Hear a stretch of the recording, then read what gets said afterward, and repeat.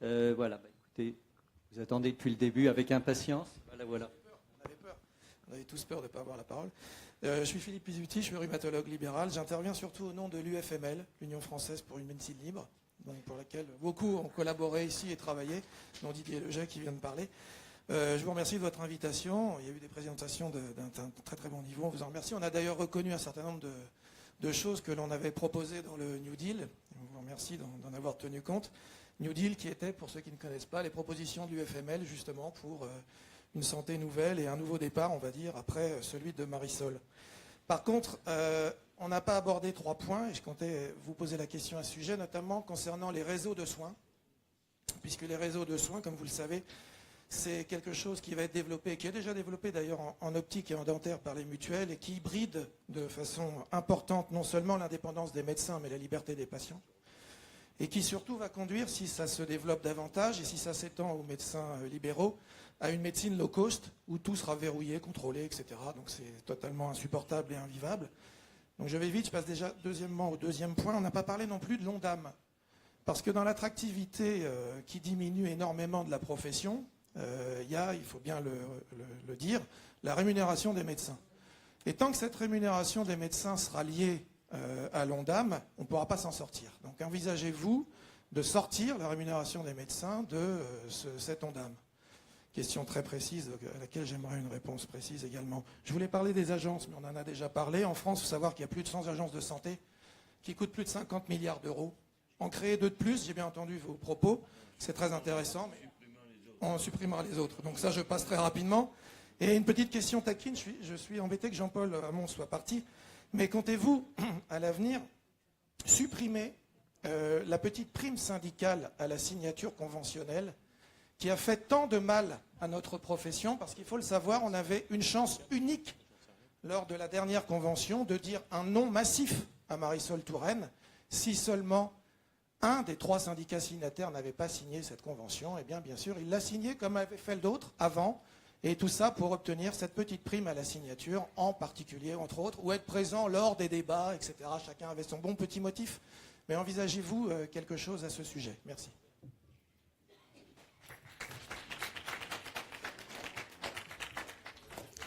Bien, je propose de commencer à répondre, et ma réponse sera complétée.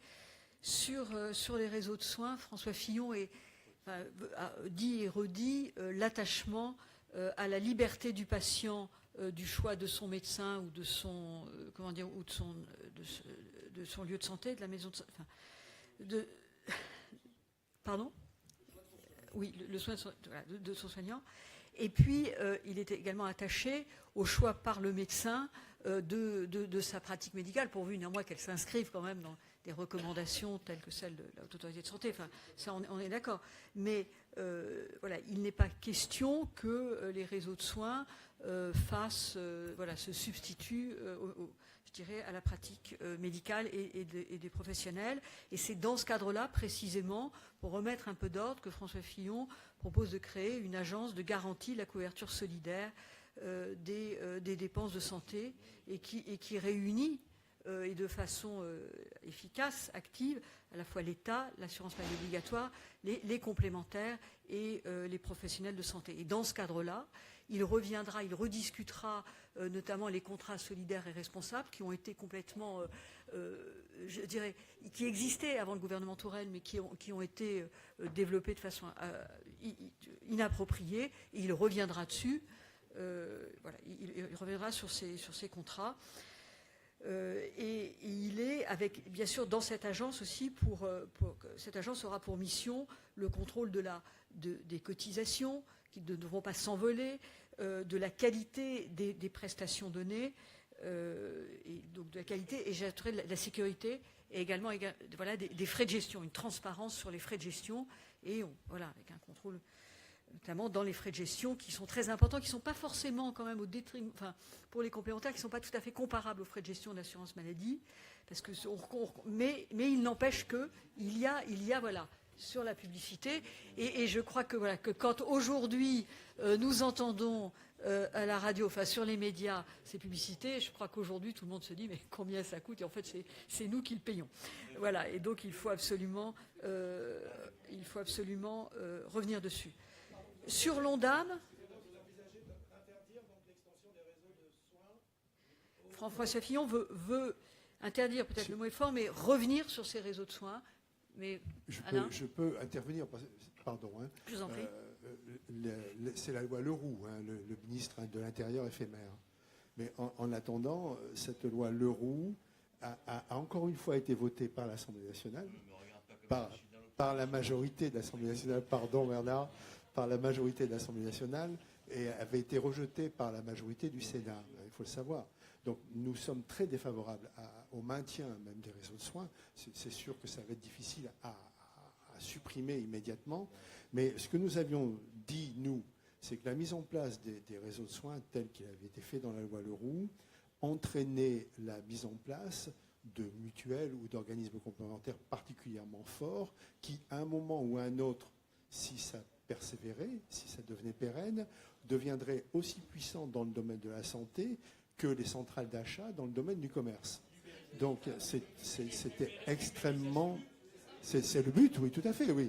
Puisqu'il y a la loi Leroux, je vous rappelle qu'il y a la loi Leroux, il y a la loi sur la financiarisation des hôpitaux, des laboratoires d'analyse qui a été faite aussi pendant cette mandature, et puis il y a la loi sur l'ANI dont a parlé Dominique Stropat-Lyonnais tout à l'heure.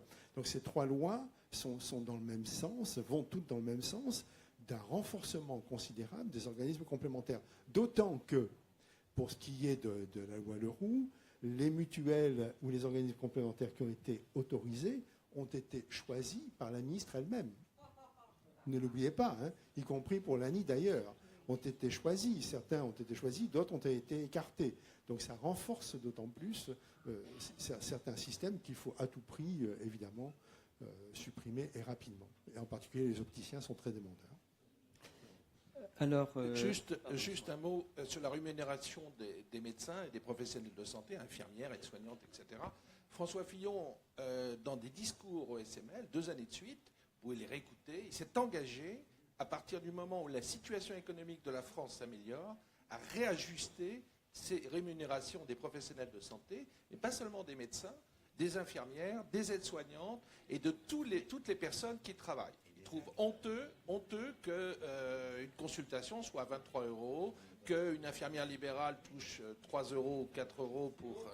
voilà, c'est honteux. Il en est hyper conscient. Et Attends, je termine.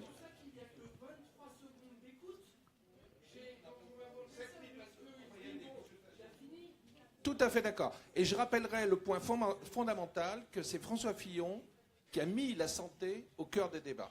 Depuis 20 ans, dans toutes les élections présidentielles, la santé était absente de l'élection présidentielle, et c'est le seul. Donc, comme l'a dit Didier Loget, c'est l'étatisation par Macron. Macron, c'est 5 personnes du cabinet Touraine qui sont chez Macron, dont tous les gens importants, rapporteurs de la loi santé, Véran, Ferrand, etc. Donc, je crois que l'hésitation, elle n'existe pas.